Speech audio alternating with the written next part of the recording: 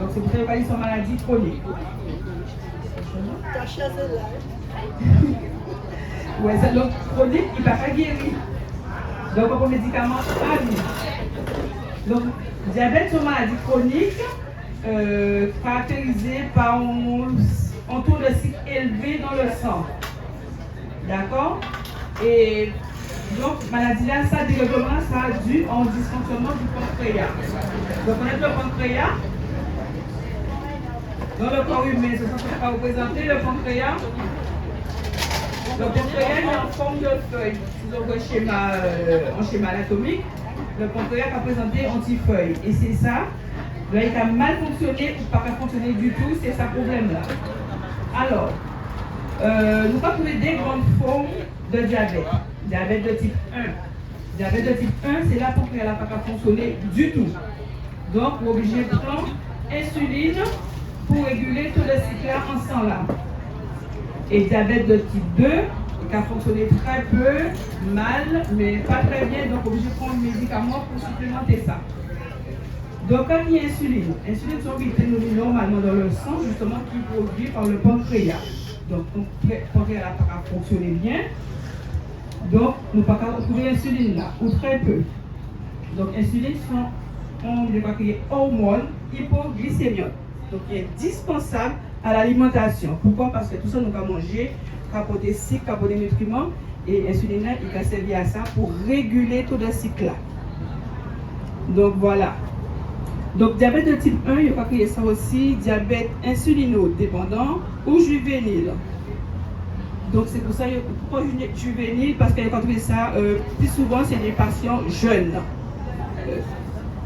La naissance, voire un peu avant 40 ans. Donc, après 40 ans, il y a ça, diabète juvénile, diabète gras, voilà. Ensuite, qu'est-ce qu'on pourrait dire? Donc, les facteurs d'apparition du diabète 1 sont méconnus. Donc, souvent, c'est suite à une infection qu'on a fait, ou bien ils font un malaise, on n'a pas ça des diabétiques, ils font un malaise, là, ils arrivent à l'hôpital, ils ont fait des examens, un bilan, et c'est là qu'ils ont découvert qu'il y a un diabète. Donc, qui j'ai encore fait reconnaître ça aussi? Les signes du diabète. Ou envie de boire en l'eau de l'eau, ou pas boire 3 à 4 litres par jour à peu près, ou pas uriner en l'eau, et puis ou pas maigrir aussi en l'eau, entre 1 à 2 mois, ou peut-être à 4 à 10 kilos. Donc, ou très fatigué, vision floue, ou pas vomi. Donc, tous ces signes-là, ça peut faire appel à un diabète, donc qui t'a amené à consulter pour confirmer ou infirmer si c'est ça ou pas. Donc, dans les signes aussi, on trouve, ça, il n'y a pas crié haleine de pomme verte. Parce que si je connais ça, c'est nous diabétiques là. Je connais ça, là, il va dire au nom haleine de pomme verte. Oui? Non?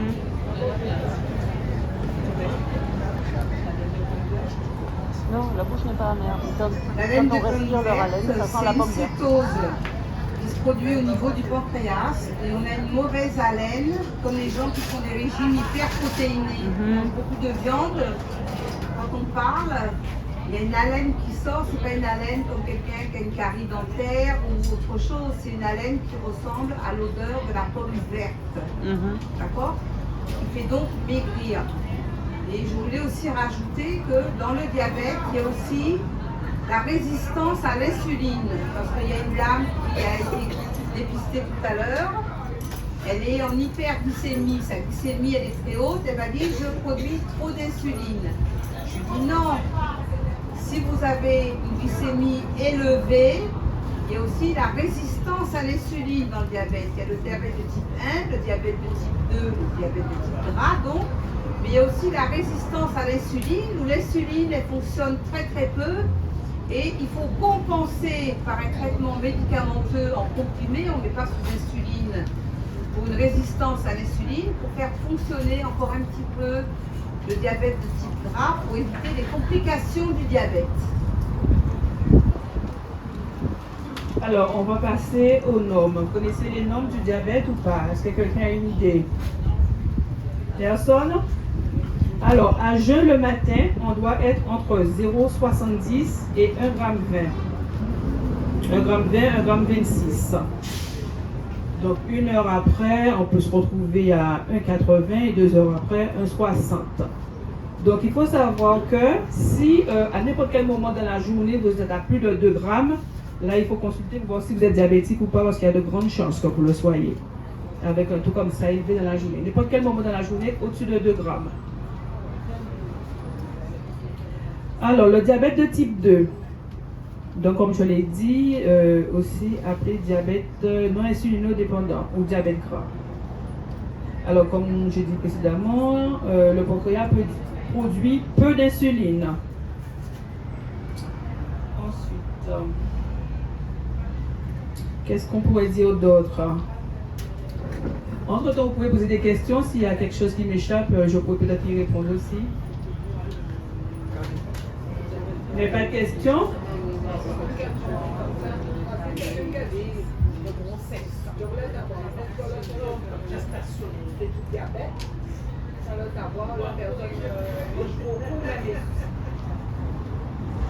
Est-ce que la personne mange beaucoup ou qu'elle ne mange pas? C'est plus si la personne mange en fait, mais comme le taux d'insuline ne travaille pas comme il faut, la personne maigrit. D'accord. Tu as dit au-delà de 2 grammes. Quelqu'un risque d'être diabétique. Oui, à n'importe quel moment dans la journée. Oui. Mais si par exemple tu manges, c'est quelqu'un qui mange toute la journée comme ça, peut-être que ça peut augmenter, non? Et c'est du repas, non? Automatiquement, ça augmente. Le taux d'insuline, ça augmente parce que tu as mangé. Oui, mais la personne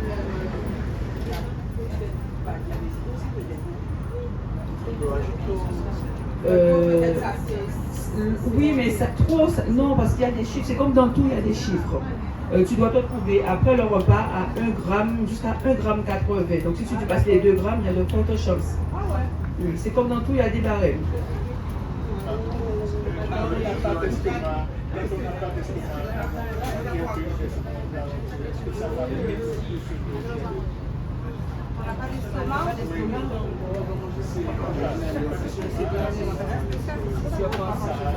Oui, mais il y a une alimentation spéciale quand même, hein, qu'on vous demande quand vous n'avez pas l'estomac. Ça réduit aussi. Alors, ce qu'il faut dire aussi par rapport au diabète, c'est pas c'est une prise. Ça peut arriver qu'on ait un 20, un 40. Mais on n'est pas encore diabétique. Il faut faire au moins 3 jours de suite pour se dire, bon, vraiment, c'est ça qu'on a fait. Un café à peau, un café 1,40 hier, on fait 1,40 avant hier, enfin, donc, il faut aller voir le médecin là. Parce que ça peut arriver qu'on. C'est comme un tuyau. Alors, pour expliquer ce problème d'insuline, on a un tuyau, imaginez un tuyau de l'eau, là, il a coulé normal, là, ouvert au robinet, là, il a coulé, il a de l'eau normal, et là, on va plier comme ça, il a envoyé des petits bouts de l'eau. Donc, cette insuline-là, si le pancréas n'a pas fonctionné, soit il n'a pas envoyé assez, soit il n'a pas envoyé trop. Et c'est pour ça que quand on a mon insuline, c'est pour compléter ça que tuyau-là pas envoyé assez. Donc c'est pour ça qu'après on a différentes doses. Parce que tout ça aussi, c'est de passer à combien tuyau là plié. Donc il a envoyé, et ça il a envoyé avec complément là, il a rétabli, rééquilibré diabète là. Alors pour répondre à manger là, il y a des gens qui m'ont dit manger, on peut manger et il peut monter, mais il peut redescendre aussi tout de suite. Parce qu'il y a un travail qu'il a fait avant et après il peut redescendre. Moi, je voulais dire une chose. Quand on vous découvre une glycémie à jeun qui est supérieure à la normale, on découvre 1,26 par exemple, le médecin, il doit vous refaire une glycémie à jeun et postprandiale 2 heures après le petit déjeuner, 2 ou 3 jours après. D'accord? Parce que l'hémoglobine glyquée ou glycosolée, c'est la moyenne de vos glycémies sur 3 mois. Et si là, c'est pas normal, on va vous faire une hyperglycémie provoquée. On va vous faire boire du sucre. Et selon le taux que vous avez, c'est un examen où on prélève le taux de sucre et d'insuline.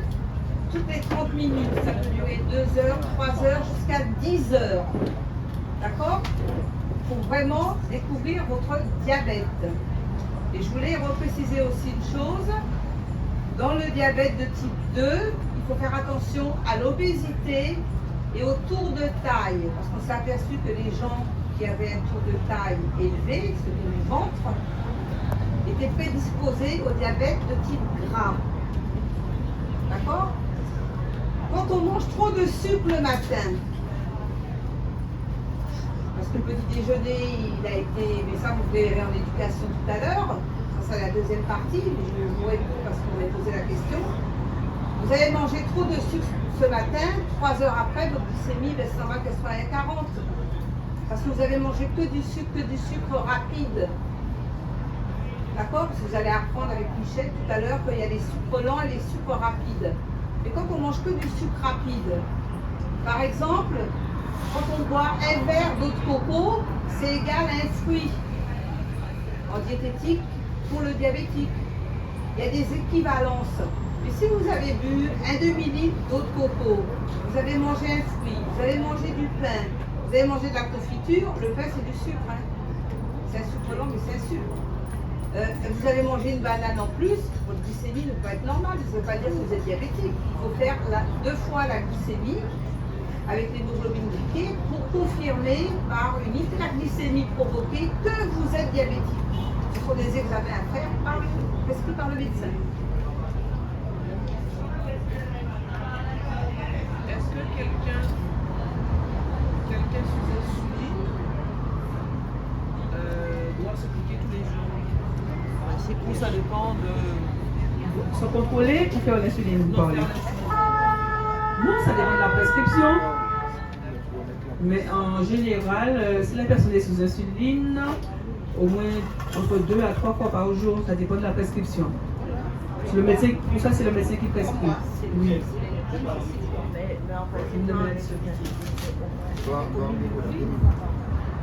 Alors, on nous reprend la cour santé.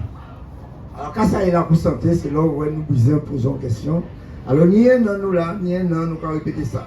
Là, nous brisons, posons question, nous allons lever le doigt, nous allons faire un signe, nous allons debout, nous allons applaudir, nous allons mettre en ambiance pour s'écouter et pour les autres tant de questions là. C'est pour ça aussi, nous allons valoriser tout ça. Donc, nous allons mettre ambiance à la cour santé là, pour nous sentir nous bien. D'accord? Merci.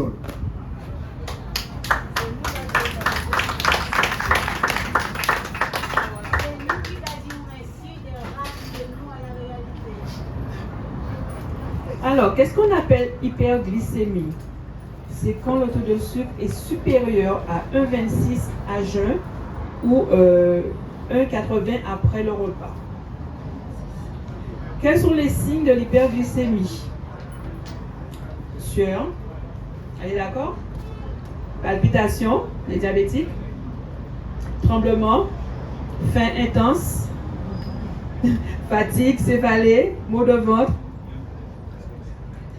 Alors, que faut-il faire en cas d'hyperglycémie?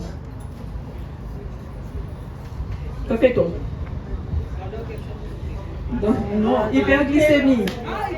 Hyperglycémie. On boit de l'eau. Il faut faire un ajout d'insuline pour les gens qui sont sous insuline. Mais ça, toujours sous prescription. Il y a un calcul à faire, mais on ne va pas rentrer dans ces détails-là. Le médecin donne la prescription. Si entre temps et temps, faire un ajout de 1 ou 2 ou 3 ou 4.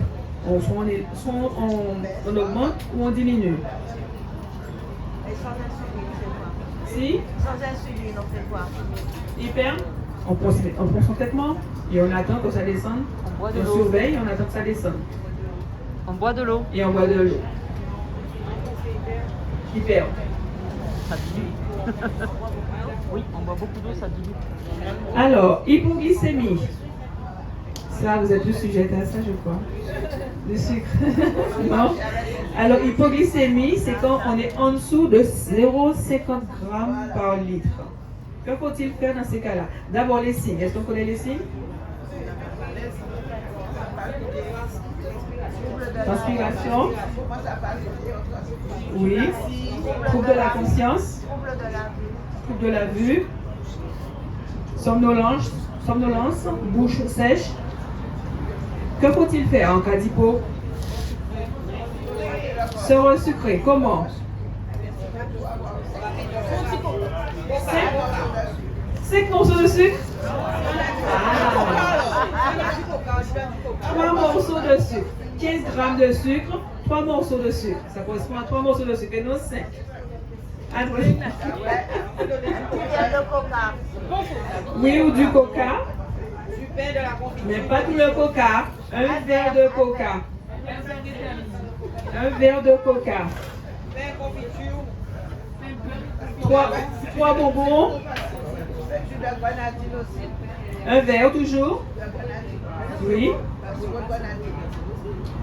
Ou une barre de céréales aux fruits. D'accord. Pardon? Ah, la confiture. Oui, mais c'est plus à l'hôpital qu'on fait ça. Pardon? Non, ça va toujours aimer mettre en ambiance quand même. Ne crois pas des petits sérieux. Pas pousser pas mon avis dans l'hypo pour boire parce qu'il y a un coca, il y a coca. Parce que quand il dit moi, il a été mal au dé, il a dit que c'est un homme. C'était lui qui boit homme là. Donc, pas parce qu'il faut c'est bien, quand tout le monde a dit pot de confiture et tout ça, non. Pour nous, nous peut parler, pour nous éviter tout ça, nous peut parler aussi pour nous une alimentation plus ou moins normale. Alors nous applaudissons M. Dorville, qui est aussi un professionnel et qui veut poser une question et qui a rajouté aussi, parce que c'est ça la pour santé, c'est-à-dire que nous, parmi nous, là, nous sommes soignants et nous avons connaissance aussi, compétences, et nous toujours nous avons grain de sel. Je là c'est grain de sel parce que si on dit grain de sucre, je là c'est joie diabétique, donc nous devons évaluer les grains de sucre. Parce qu'en fait, là où on est en hypoglycémie, premier but de c'est un morceau de sucre. D'accord? Avant coca et tout ça, c'est un morceau de sucre. Généralement, on va laisser ce sucre-là, un morceau de sucre en bas en haut, il va passer plus rapidement en haut que si vous allez. Donc c'est d'abord ça, le premier traitement de l'hypoglycémie ponctuelle comme ça, c'est pour ça que là on est en malaise. C'est d'ailleurs ça en premier secours. Là on est en malaise, au passage Kaini, seul biton peut bailler, avant bailler de l'eau ou avant bailler rien, c'est un morceau de sucre. Et seul biton on y doit bailler. Pas en verre sirop, hein, parce qu'il peut boire verre sirop là, il fait passer par un mauvais cochimé. Un morceau de sucre. Voilà. Quand je dis ça, c'est un apport pratique. C'est pour ça, nous avons le monde qui est des diabétiques professionnels, Dionys Caillou, ça Caillou. Et en tant que collègue là, dit là, là, on va un taux de sucre, on a une chance d'être diabétique, pas une chance collègue. Ah non. On a un risque d'être diabétique. Michel. Oui, madame, vous tenez bien ajouter une corbeille. À partir de Zoton, à partir de Est-ce qu'on a les mêmes, on peut trouver les mêmes symptômes de diabète, quelqu'un qui est en hypo ou en hyper, fatigue, etc., sueur, etc. Parce que il me semble, j'ai noté des choses que vous avez dites, mais on retrouve à peu près les mêmes choses. On retrouve certaines.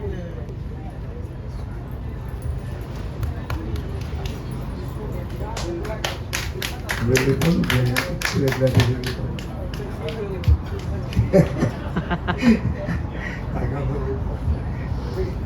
vous voulez Oui, pour l'hypoglycémie, effectivement, c'est les sueurs. Les sueurs, ça fondamental, c'est de toute façon, là, on va voir un monde qui est couché à la tête, qui n'est pas bien, qui est inconscient, qui a transpiré en l'eau, il faut faire sucre parce qu'il y a très probablement une hypoglycémie, les gens comme la hypoglycémie. Très probablement. C'est pour ça que les sueurs, c'est aussi des fois un signe d'hyperglycémie, mais c'est aussi un signe d'hypoglycémie. Merci Olo. Nicorine, les questions parties, ça belle. Vous n'avez pas parlé du diabète gestationnel. Moi, il gère dans le jugement. Il a pensé, il n'a pas jugé. Ça arrive. Oui, ça arrive. Alors, elle veut qu'on parle de diabète gestationnel, mais on ne sera pas long en sachant que Le diabète gestationnel, ça apparaît pendant la grossesse, au cours d'un dépistage entre le 6e et le 7e mois de grossesse. Alors, en général, le diabète gestationnel part après l'accouchement. Mais il y a dans certains cas des personnes, des femmes enceintes qui ont des antécédents familiaux dans les 5-10 ans de devenir diabétique. Voilà. Attends, répondu à ta question. D'accord. Mais après, les signes, c'est pareil, hein, comme tout le monde, il n'y a pas de différence. Hein. Alors, que se passe-t-il quand on fait des hyper prolongés? On a des complications au niveau des yeux. Alors, qu'est-ce qui se passe? Le sucre n'est pas éliminé, ça fait des cristaux dans les vaisseaux des yeux. On appelle ça une rétinopathie. Au niveau des nerfs du pied, neuropathie, on va dire qu'est-ce que ça provoque après, ce sera la partie de Michel expliquera. Des maladies cardiovasculaires, en fait ça se pose dans tous les vaisseaux, donc voilà. Oui, donc je dis les reins aussi, dans tous les vaisseaux. Alors, que pourrait-on dire de plus? Oui, vas-y. Alors, nous avions fait une étude avec les Américains il y a quelques années sur la génétique du diabète. Donc, les patients étaient randomisés, on leur demandait ce qu'on aurait dû faire pour le vaccin. Êtes-vous d'accord pour participer à une étude sur le diabète, pour savoir selon votre ethnie, parce qu'il y a les caucasiens, les blancs, il y a les gens qui sont d'origine indienne, il y a des gens qui sont d'origine africaine. Et on voulait comparer le diabète dans toutes ces ethnies.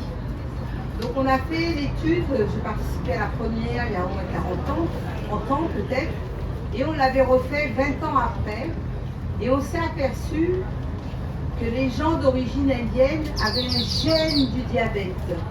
C'est pour ça qu'il y a beaucoup de diabétiques chez les Indiens. Chez les Indiens, vous pouvez avoir toute une famille diabétique. D'accord? On avait fait également une recherche clinique sur la vitamine D. Tout le monde manque de vitamine D en Guadeloupe, mais nous on a fait la recherche clinique du manque de vitamine D sur les diabétiques de type 2 qui sont sous comprimés, pas sous insuline. Et ces gens-là, tous les 6 mois, ils sont obligés de prendre la vitamine D ou alors d'aller un quart d'heure au soleil tous les jours. C'est pour vous dire qu'il y a de la recherche, sachant qu'en Guadeloupe, le taux de diabète est de 12%. En France, il est de 4%. Donc c'est une pathologie qui fait partie des plus grosses comorbidités avec l'insuffisance cardiaque et l'hypertension en Guadeloupe. Ça, c'est pour votre connaissance personnelle, parce que nous avons fait de la recherche clinique, pour que vous le sachiez. Donc après tout cela, il y a une éducation autour de ça, et Michel va vous en parler.